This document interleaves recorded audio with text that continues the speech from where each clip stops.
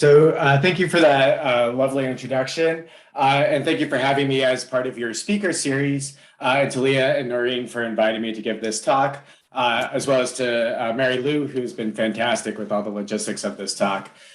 So I'm excited to present a brand new study that I've been working on with Maria Vigneaux-Loria, who's a graduate student at UW, or here at UW. But before I begin, I just want to note that while the original talk of this title mentioned that I was going to focus on the refugee population, I'm actually going to talk about the whole flow of Mexican immigrants who arrived between 1910 and 1940, rather than focusing more specifically on those who arrived between 1910 and 1920. And so in this paper, we're marshaling new evidence on the conditions that led to economic attainment among the Mexican immigrant population during the age of mass migration. So the age of mass migration was one of the largest demographic events in the United States. The period between 1850 and 1930 saw tens of millions of individuals arrive to U.S. shores, and in this period, it was largely dominated by Europeans. So initially, the Northern and Western Europeans arrived to the United States, and then a little bit later, Southern and Eastern Europeans began dominating the flow. And so most research that focuses on the immigrant experience, including most of my work, including many people in this, virtually in this room, has really focused on Europeans and their immigrant experience in the first half of the 20th century. But today, I'm going to focus more specifically on a very important group, not in terms of its size, but in terms of its importance in the labor market in the first half of the 20th century. And so Mexican immigration is one of the longest flows to the United States. So this graph is showing the share of Mexicans of the immigrant stock in each census year. And in the decades before 1900, we see that less than 1% or around 1% of all immigrants in the United States came from Mexico. However, after 1910, we see that the share of Mexicans began to increase from about 1% of the immigrant stock to about 4.5% in 1930, which then fell again to 3.1% for reasons that I'm going to talk about a little bit later. And so what happens, and then of course, after 1965, we see that Mexicans become a much larger share of the immigrant stock. And what happens to Mexicans today has become integral to our understandings of theories of assimilation and integration. But while people are debating about what happens to immigrants today, some have argued that what happened to Mexicans in the first half of the 20th century can help us understand some of the aspects of today's Mexican economic progress over time. And so, although the scholarship is very wide in discussing factors on the influence of Mexican immigrant success, recent research has pointed to aspects of the Mexican experience that can promote or inhibit economic success. So the first focuses on the level of skill migrants bring with them. So usually scholars are concerned with the level of human capital immigrants bring with them and how that influences later attainment. So somewhat not surprisingly, many researchers have found that immigrants who come with a lot of skill end up performing very well later after settlement, and those who come with fewer skills are less successful than those who come with higher skills. Another line of research, however, that's really begun to pick up focuses on racial lines and racial hierarchies that immigrants enter. So in particular, this research argues that skin tone can influence immigrant assimilation because it's an important phenotype by which Native people perceive immigrants' race. It can point to the level of discrimination individuals face when entering the labor market. And recent research has started to point to the stratifying effect skin complexion, where those with darker complexions often do worse in the labor market than those with lighter complexions. And so there's a big and so there's a big literature on how to exactly measure skin tone, whether objectively or subjectively.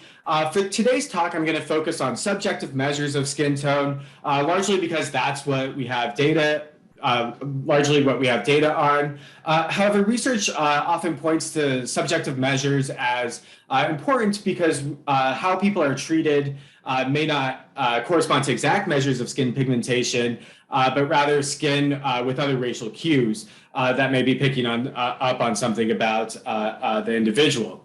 However, it's very rare to have longitudinal data sets that include information on both skin complexion or perceived skin complexion, as well as pre-migration occupation and their later economic attainment. And so to gain leverage on these debates, we've put together a novel data source of Mexican border crossing records that's representative of the legally crossing Mexican flow between 1910 and 1940. So this data comes from a project that I'm working on with Jenna Nobles at Madison, and the full flow of Mexican immigrants from 1910 to 1952. As I'll show, the Mexican border records have highly detailed information about individuals when they arrived to the United States. And we're then going to use these records to connect to their 1940 census record to assess their economic outcomes. And so in this presentation, I'm going to discuss the influence of ad-entry characteristics and how they've influenced or how they're associated with later economic attainment of these individuals. And I'm going to point to 3 or 4 key findings for the remainder of this talk. So the first is perceived skin complexion has a significant association with later economic attainment, in which we're going to argue that their colorism is a long-run feature of the Mexican immigrant immigration experience. Second, pre-migration occupation is only partly associated with economic attainment, where we'll see that being in a skilled migrant is associated with better outcomes in the Southwest, but being a white-collar immigrant is is associated with better outcomes outside the Southwest. And third, we're going to see that there's a big Texas effect in terms of looking at racialized differences, as I'll discuss for historical reasons, as I'll discuss later in this talk. And then fourth, we're also going to see that the refugee flow is less successful than the economic flows, which is opposite of what we find for Europeans during this time. And so for the remainder of this talk, I'm going to discuss the Mexican immigrant flow and how we collected our new data set of the Mexican flow. And then I'm going to discuss how we connect this information to the 1940 census, and then how we are able to look at later economic attainment over the long run. And so first, I just want to give a very, very brief historical overview of the Mexican population and the Mexican flow, which will highlight how we're able to capture our data sets because of the record collection that the United States did, as well as some issues that arise because of the way that Mexicans arrived to the United States. So so I mentioned that Mexican immigration really began to pick up beginning around 1910. And what caused that initial movement to the United States was the beginning of the Mexican Revolution. So in the years leading up to the Mexican Revolution, a military dictatorship set many policies that destabilized several parts of Mexico. And as a result, there are several generals and other revolutionary groups that revolted against the dictatorship. Although they overthrew the dictatorship very quickly, this led to a state of civil war that lasted for an entire decade that greatly affected not only the general population, but it also affected the economy of the country. And so hundreds of thousands of people left Mexico to come to the United States, either to escape war or the resulting economic collapse that happened during this time. And so people who arrived between 1910 and 1920 were largely refugees, although we also know that there were some economic migrants in this flow as well. However, what mainly led to an increase in Mexican immigration was the buildup of north-south railroads throughout Mexico that then connected to the east-west railroads that would take people to either California or to Texas. And so Mexican migration, for the most part, with the exception of this very small period of 1910, was an economic flow. The railroads made it cheaper to get to the United States and easier to get to the United States, that then they could then find jobs within agriculture and mining, which were big draws or needed big or large numbers of workers during this time. And so as Mexicans crossed the border, among Mexicans who crossed at official ports of entry, border inspectors were required to fill a form which was called Form 548 on all alien entrants. And so these Mexican border records are similar to passenger records that you might find for European immigrants who are entering at the same time. And inspectors filled out highly detailed information about each individual who is entering during this period. Right? So here's an example of Pablo Gonzalez, who arrived in 1919. He arrived with his family. He arrived at the age of 28. We know his literacy, whether he had been to the United States before. So in this case, he had to Clifton, Arizona. He was 5'7". We also know that he was born in Chihuahua. He was not planning on becoming a citizen. He had never been deported, and he was in good health. But what's important for this talk is we also know his occupation, which is his occupation that he gave at arrival, and we also know his complexion. And so the complexion is a perceived measure by the border inspector where they're instructed to code individuals as either light, medium, or dark. However, many inspectors didn't code just on light, medium, or dark terms, but they also included things like olive, ruddy, medium, dark, and a whole list of other complexions that they weren't supposed to write, but they did anyway. But in this case, we see that Pablo is medium, or coded as medium, in his personal description from his border record.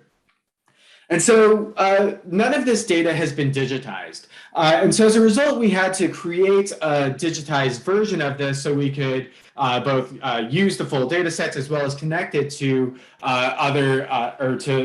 to census information where we can capture other information. And so we created a new sample of records for every port of entry that immigrants arrived in, right? So immigrants arrived in Texas, and of course, the most important arrival ports were El Paso and Laredo during this time. But we were also able to capture other parts of the flow, including Arizona, or those who arrived in Arizona, California, and New Mexico, which is a very small number. And so we took a sample of these individuals that we then had research assistants hand code, which led to a final sample size of about 30,000 individuals who arrived between 1910 and 1952. And so I just want to note that this sample is representative of the legally crossing population. The U.S.-Mexico border was unmarked during this time, and there were individuals who crossed the border without presenting themselves at official ports of entry. There was some incentive to go through official ports of entry, but we can talk about how that may influence the types of conclusions that we can draw. Namely, I don't think that we can really say much about the undocumented population during this time. And so all of the records are sorted by entry date. And so we captured the sample of records for each entry port by stratifying the records by 1,000 records and then randomly selecting 20 records from each strata. So we started in January 1st, 1910, and then we continued until records stopped being recorded in 1952. And we were able to do this for almost every single port of entry that we had information on. However, some records were sorted alphabetically, namely in San Isidro and Columbus, New Mexico. So San Isidro at the time was a very small port. This is how people get to San Diego today.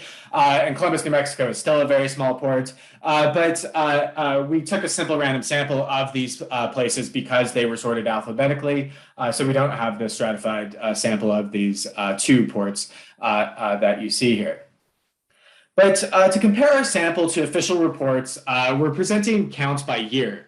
So as we can see, there are several peaks in the 1920s in immigration before it sort of fizzles out in the 1930s. And our data track the official counts relatively well. So we're capturing some of the flow of Mexican immigrants who arrived during this time. And so just to give you an example, or some descriptive statistics of the Mexicans who are arriving in the first half of the 20th century, here's the place of birth that everyone was, or among the Mexicans that we capture, where they were born. So we know that most Mexicans arrived from the northern and western parts of Mexico. The flow was heavily male. Only about 35% of the full sample is female, and the average age at arrival is 28 years, which is pretty typical of a flow. And so today, instead of focusing on the full population, we're going to focus on men, largely because we're interested in economic outcomes. And so when we connect them to the 1940 census, only a third of women have even an occupation listed, even fewer have an income listed. And this is largely because women weren't recorded with occupations during this time. And when we talk about linking, we're also going to focus on men because their names tend to be more stable over time, although we can talk about matching Mexican women in the Q&A as well.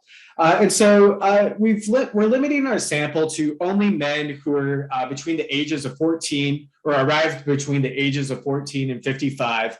And we can see that most of the flow of men were coded as dark complexion during this period. We also know that there's a large unskilled population that was coming to the United States. There is a sizable white-collar population in this flow data. This is largely because we're capturing not just people who are coming to the United States to stay, but we're also capturing people who are coming to the United States to stay for a couple days or a day, but they had to present themselves at the border. And so there are a lot of merchants who would come to the United States and do business or do banking in, say, El Paso, and then they'd return back home within a day or within 3 days. And so we're actually capturing this sort of merchant flow that isn't coming to settle, but instead they're coming to do some business and then return to their communities in Mexico. We also know that about half were married of this immigrant flow, and most were literate, although this was a very low bar to be considered literate at the point of entry. And so taking this information, we're connecting them to their 1940 complete count census that we got from IPUMS. And so I've already mentioned that we're focusing on men who arrived at between the ages of 14 and 55 and between 1910 and 1940. And so we connect these border crossing records to the complete count 1940 census. We're using traditional matching methods performed by Abernensky, Bustan, and Erickson. Our results are robust to more stricter matching algorithms because the fear is that we might be having some mismatches. We're able to capture about a 22% match rate with a final sample size of 2,610 individuals. And so to give you an idea of how we're matching, we're using the person's name, age, and their place of birth. So if we go back to Pablo Gonzalez's border crossing record, we obviously have his name. We know his age at the point of entry. And we also know that he was born in Mexico. And so what we're using this information, we're again finding them in the 1940 census in order to assess their economic outcomes, right? So here's Pablo Gonzalez again. We see that he's living in Los Angeles. that he's 47 now in 1940. He was born in Mexico. He's still living with his wife. He's had a few more children. He's had a few more children instead of the two that he arrived with.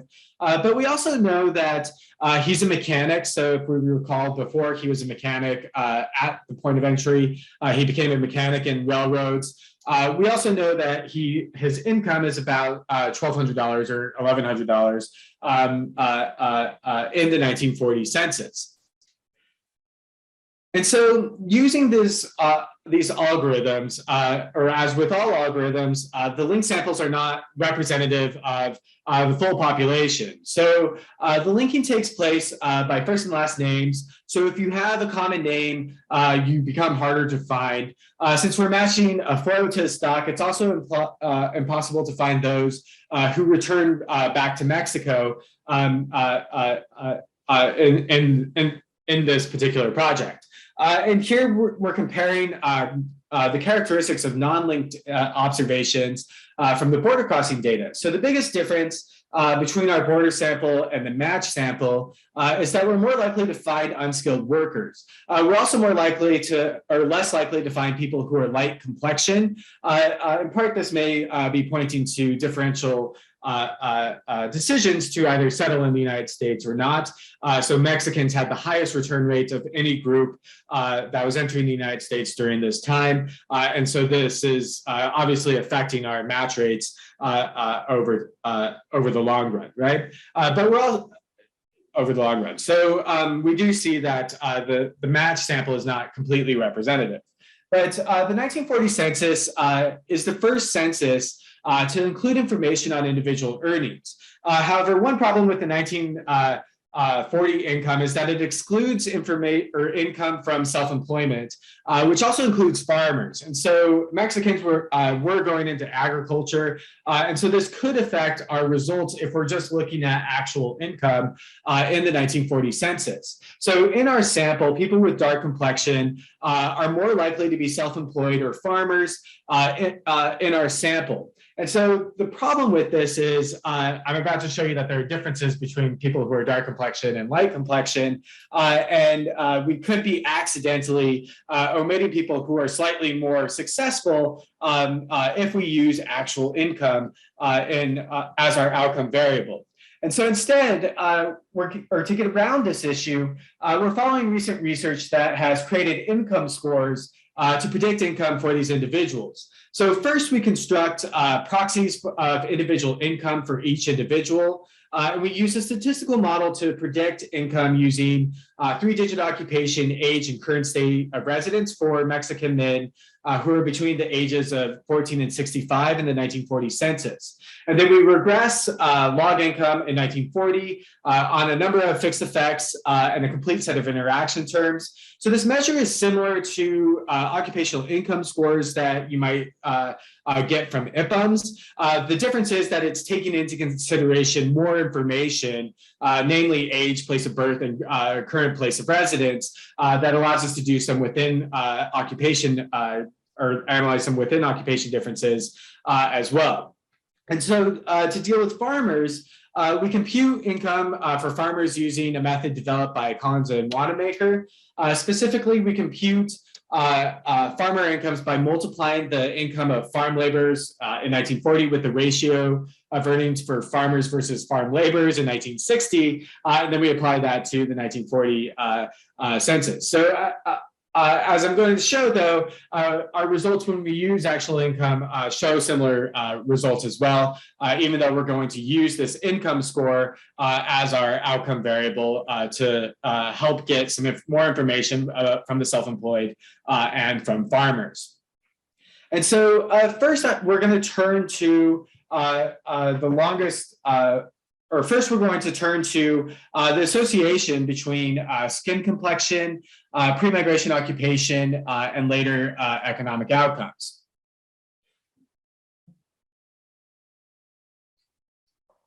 And so we want to first start with our findings showing the association with that entry characteristics and later income. So here I'm presenting the results of income score, although in the next slide I'm going to show you the results using actual income.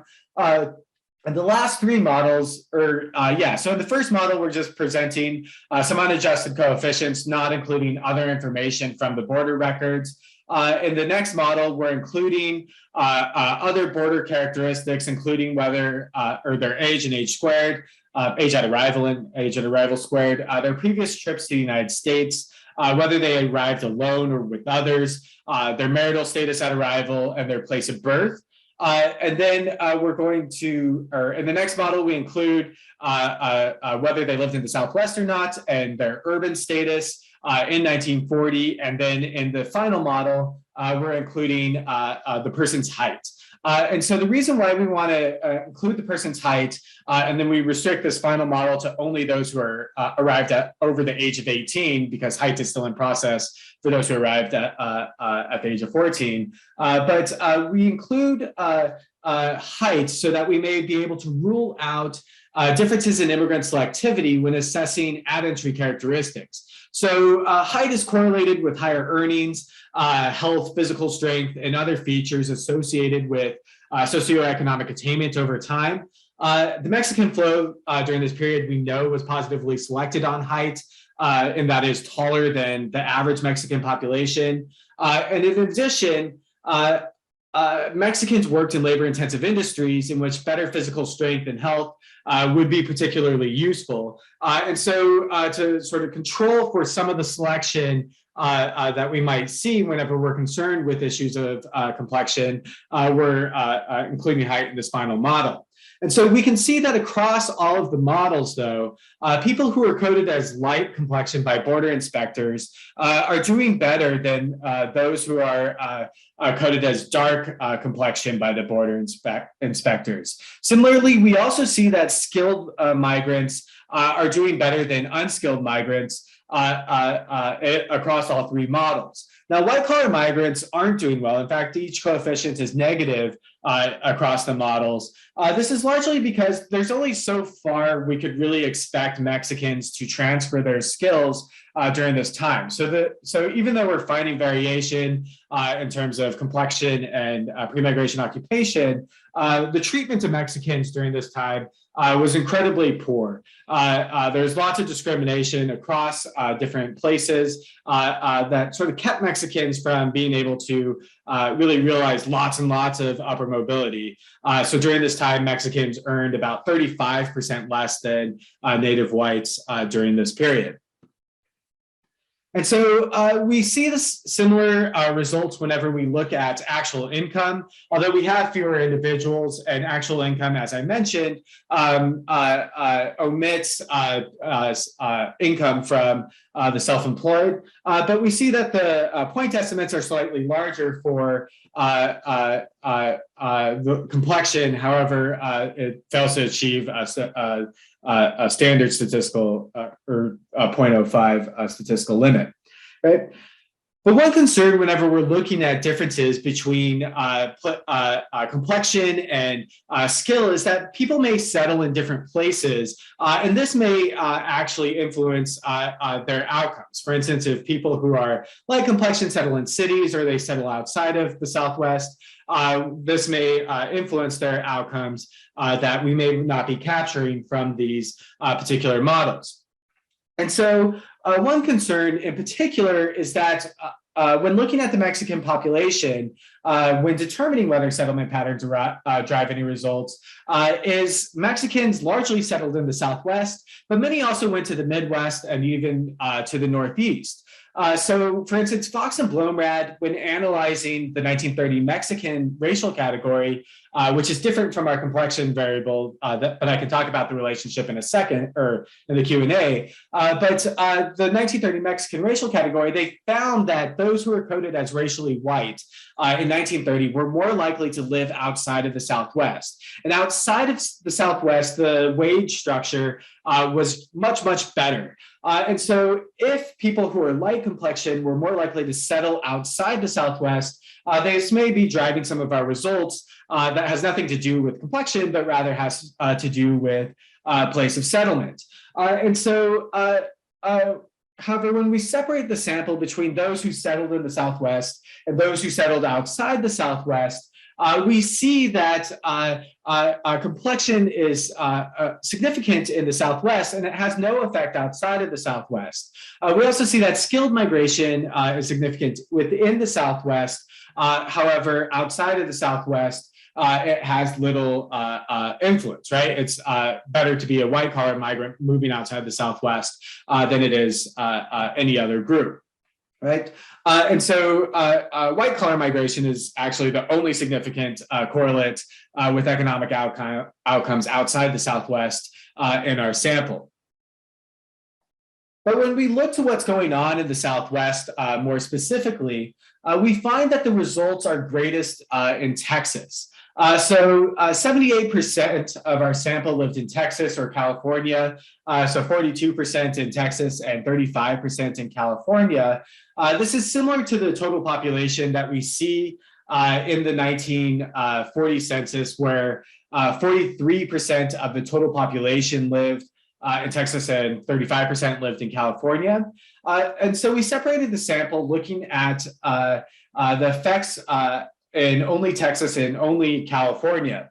And we can see that the effects of complexion are strongest in Texas, where people perceived to be light earn 20% more than people perceived to be dark. And in California, the effect is not significant. Similarly, for being a skilled migrant, the effect is not significant in California or in Texas. So one way to think about this is that Texas was more discriminating, penalizing the unskilled, but rewarding the skilled, and likewise with light versus dark skinned persons. So overall, Mexicans did better in California, largely because it had a better wage structure than it did in Texas. But these results may also point to the idea that in California, all Mexicans were essentially treated the same. Presumably badly, according to historians. And in this sense, Texas may be, that we're seeing significant results, may point to Texas being a better environment than California, at least in some places, in part because it appears to be slightly more discriminating in some way.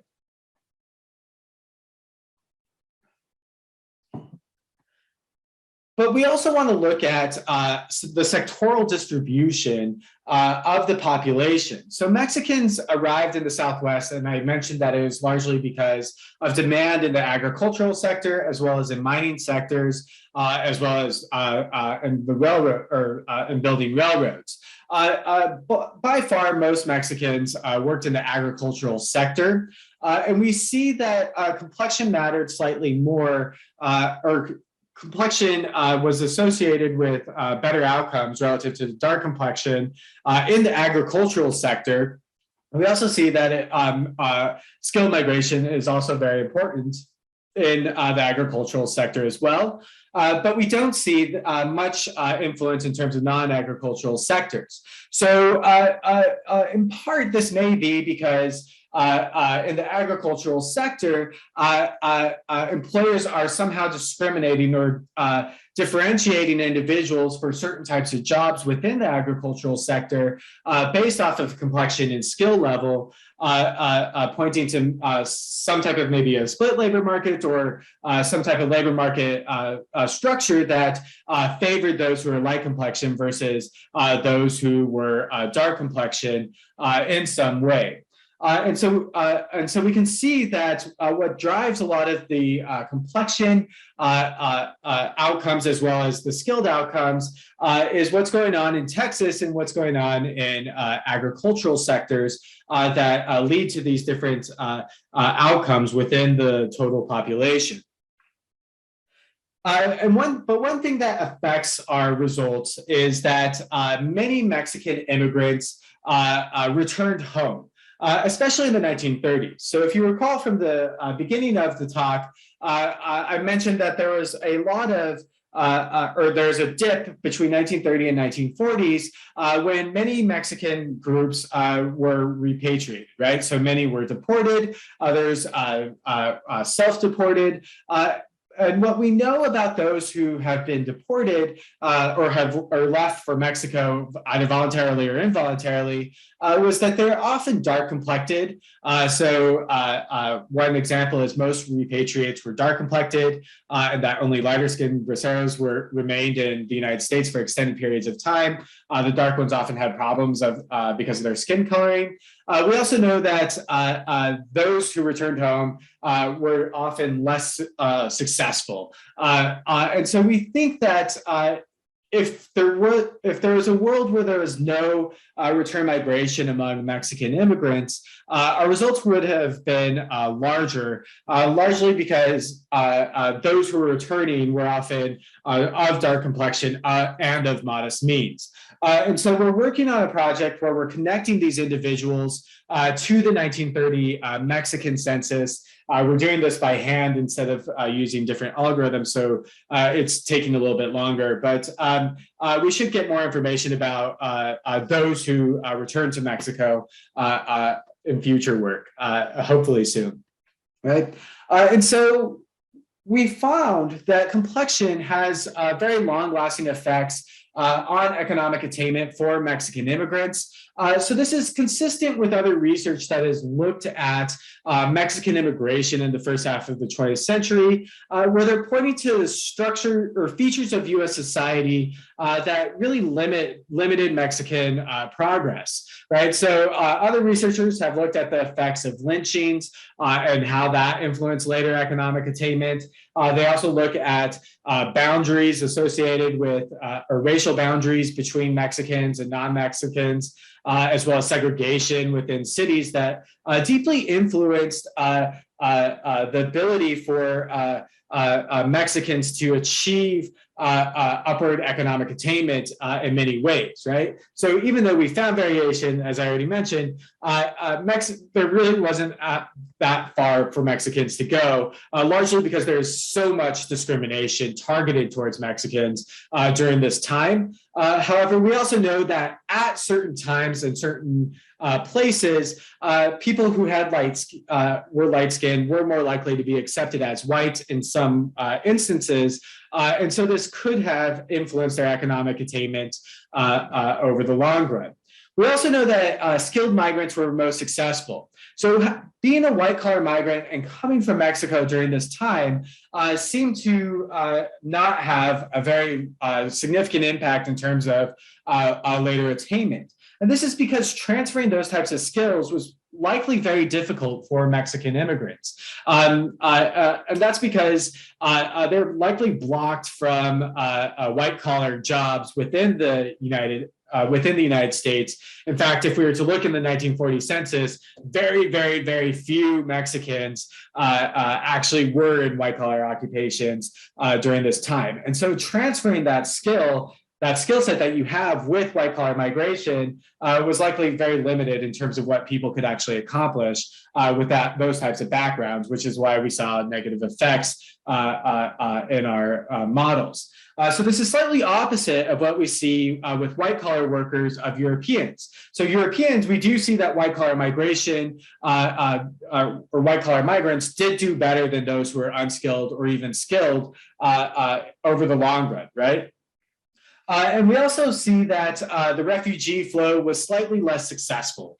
In part, this is because I think many of the refugee flow returned home. However, this is also opposite of what other researchers are pointing to in terms of refugee success in the first half of the 20th century, suggesting that not all refugees were necessarily successful when integrating into US society. And so this was the talk. So thank you for having us. And I look forward to answering questions that you may have.